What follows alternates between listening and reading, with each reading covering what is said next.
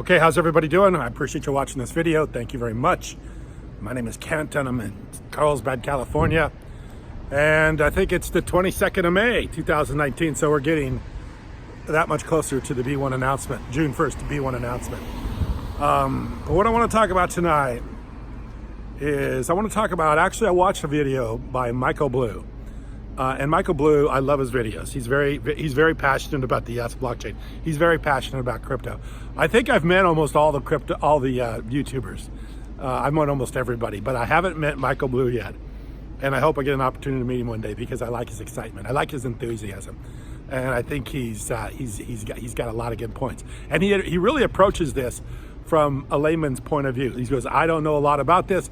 I'm just excited because I see it as being the future, and I see it as being a paradigm shift, and I see it as something that's going to be really, really big. And I like that about Michael. Michael is he's all out. He's all in, and I really appreciate his video. So Michael, thanks a lot. I hope to see you someday. But Michael has this video out, and it's with Brock Pierce, and I believe there's another person in there. Forgive me for not mentioning your name, but it was a very good video. And the reason it was a very good video is because they were talking about the military-industrial complex. And for those of you that have been around for a few years, you've heard of the military-industrial complex. Eisenhower, President Eisenhower, which was a long time ago, I believe it was in the 50s, actually mentioned this. And a lot of people have talked about it throughout the year. If you don't know what it is, throughout the years, if you don't know what it is, it's the endless wars that are perpetuated and funded by borrowing money. So countries, or the United States has been the main culprit of this, has borrowed money, endless monies, to continue to finance wars that has put the government more and more in debt. And this has been talked about a lot, talked about a lot, how it's actually a very profitable thing being done. The military-industrial complex, Eisenhower warned about it. But what's interesting to me about this is that Donald Trump has talked about this recently. I think in the last 24 hours, he made a speech about the military-industrial complex, and he says it does exist. I mean, whatever you think about Trump, and of course I've stated some opinions about Trump myself, but Donald Trump tends to be his own thinker and tends not to let anybody influence what he says. And he says what he thinks, and a lot of people like that. And I actually admire that about him myself. So he isn't somebody that is being what you would say more controlled behind the scenes. He tends to be a little bit more open about things, more direct, and says that exactly the way they are. If you like it or not, he is pretty upfront. But he did talk about the military-industrial complex. And in this video that Michael Blue has, he talks about how the blockchain is able to expose this kind of a nefarious background of the way people are financing wars, the way these industrial complexes are able to finance wars through currency, and through currency being borrowed against in debt, and so on and so forth. That if we had an openness about the blockchain, that it could resolve all these issues. It could resolve this and not make war more or less exposed and obsolete. I thought it was very interesting. Of course, Brock Pierce talks about this too. Brock Pierce is an advanced thinker in technology and an advanced thinker in cryptocurrency. Brock Pierce is probably one of the most brilliant minds in cryptocurrency. He was able to figure out, and actually the way he's done very well is he was able to understand the value of a cryptocurrency. He was able to understand digital money. He was able to understand this concept way back when, way back when. Way back in the gaming days. He was able to understand it, he was able to profit from it, and he was able to understand the value of a cryptocurrency and a digital currency. So Brock Pierce is like one of the great minds involved in this. And he and somebody else, and we're talking about the military-industrial complex and how blockchain can solve this and actually expose it and make it obsolete in the future, which would be of great benefit to mankind and a great benefit to anybody that lives in the world today, because obviously endless war, endless debt has caused so many people so much pain and suffering, and caused people so much loss, and actually impoverished the world. So public blockchains could do away with this. And of course, Brock was talking a little bit how currencies are currencies are very modern. Our technology, our world of doing business today in the world is very, very modern. Most of it was built on a gold, some sort of a universal gold system. So the Bitcoin, the EOS, the Ethereum, the public blockchain could be something to erase the military industrial complex, of which has plagued mankind for so many years. Michael Blue does a good job with that. He talks about this. This is very, very interesting. This is something that people need to pay attention to, because this is something that once people understand, they will be wanting to have happen. They will want Bitcoin to flourish. They will want Bitcoin to do well, because they understand it's the public blockchain. It's the public ledger. It's making things more transparent for everybody in the world to see. This is very, very interesting. So when I see what's going on with EOS, I see a paradigm shift. I see the world moving in a different direction. I don't see a short-term investment in EOS. I don't see EOS or even Bitcoin as something that is let's buy it today and sell it next week or sell it next month, and we'll make a nice little profit and everybody will be good. I don't look at it that way. I look at this as something that is long-term. I look at this as something that's shifting the world and the way the world operates. It's shifting the way money is thought of, and it's shifting the way money is used.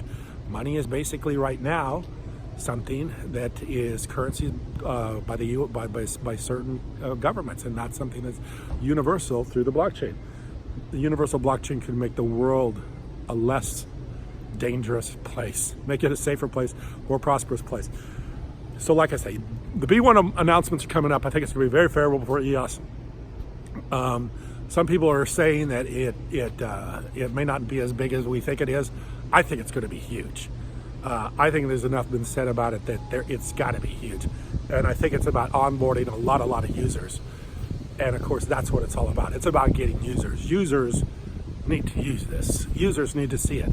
And I think there's also some new softwares, updates, as far as being able to being able to use iOS and Android with the blockchain much more easily. So you'll be able to integrate with the EOS blockchain much easier with the Android and the iOS, meaning that you can create an app very easy and just have it work with the blockchain very easily. I mean, that was one of the issues that we were dealing with, and we've been dealing with, is creating the dApp and then being able to operate it on a blockchain for the smart contracts. They're creating softwares to make that much easier. This will get more easy. So the creation and the development of dApps on EOS will flourish and will be a lot easier to use, which means everybody that owns the EOS token benefits, because you're literally owning the platform of which all this new technology is being built. The quicker, the easier this technology is built, the more exciting, the more opportunity, and the more financially exciting it is, and the more financial benefits there are too. Please pay attention. This is very interesting times. This is not something to take lightly. This is not something that's just a quick flash in the pan and who knows tomorrow what's going to be there. This is something that's changing the world, and this is changing the world in a very dramatic way. This is why this is something that I talk about every single night. I wouldn't be making these videos every night if I just thought this was something that was quick and going away. I'm making these videos every single night because I want to make a stake in this, because I think it's going to be a long-term future. And I'm not wanting to make a quick buck and leave and say, oh, we made $1. I made a couple years worth of videos, and now I'm on to something else. I'm kind of like Dan Larimer says, I'm staking my future right here. This is it. I'm planting my flag right here, and this is going to be where it begins and where it ends. There isn't going to be the next deal. I'm not going on to the next deal. This is the deal. This is the one that I'm really, really excited about, and this is the one that I'm staying with, and this is what I'm going to be talking about 5 years from now, just like I'm talking about it tonight, just like I've talked about it for over the last year and a half, I think. This will be the one that I'll be talking about 5 years from now, 10 years from now, hopefully longer than that. I'll be talking about it for a long time to come, because this is that kind of that's the kind of ideas that are coming about, the kind of ideas that are going to be talking about how to make the world better. Of course, that's what I want too. I mean, I want the world to be a better place. I want the world to be a more prosperous place. I want everybody to be better from the blockchain. I want the blockchain to make the world a better place. I want the world to be a better place. I'm a humanitarian. I don't have any feelings of ill will about anybody in the world. I want everybody to do well. I want everybody to prosper. I love everybody. I really do. That's my philosophy in life, is to love everybody and hope everybody loves everybody back. I mean, that's my feelings about everything. And that's the way I feel, and that's what I want to have happen. This is exciting times. And just to finish off with a really, really quick story before I end. I've talked about this one other time in one of my videos. But really early on in my stockbroker days, the very first, well, you would say deal that I was involved with, the very first deal I was involved with was a company by the name of Touch Dialogues. A horrible name. It took me a long time to even figure out how to say Touch Dialogues. I remember when I first heard it, I was Touch Dialogue. I couldn't even get the word out very well. But Touch Dialogues. What Touch Dialogues was, it was a company out of Fort Collins, Colorado. The CEO's name was Paul Knight, and it was a company that we brought public. Was not a public company. We raised the money. I think it was $2 or $3 million, with the firm that I was with. The firm I was with raised the money for that company to come public. But the company was a touch-sensitive computer screen. You got to realize this is the early 1980s. Now, I think the concept of a touch-sensitive screen had been around before that, but it hadn't really been perfected. And I believe this was one of the first companies that perfected it. But I knew when I heard this, I knew it was a game changer. I knew touch-sensitive screens were game changers. And actually, the first touch-sensitive screen that they used was in the supermarket for finding items in the supermarket. So you'd walk in, there was a kiosk. It was a King Supra's. It was off the Hamden Avenue and I-25 in Denver, Colorado. A kiosk. You walk in and you would touch, I want to find where the meat section is. They touch it on the screen and it would show you a little map right to the meat section. This was touch sensitive.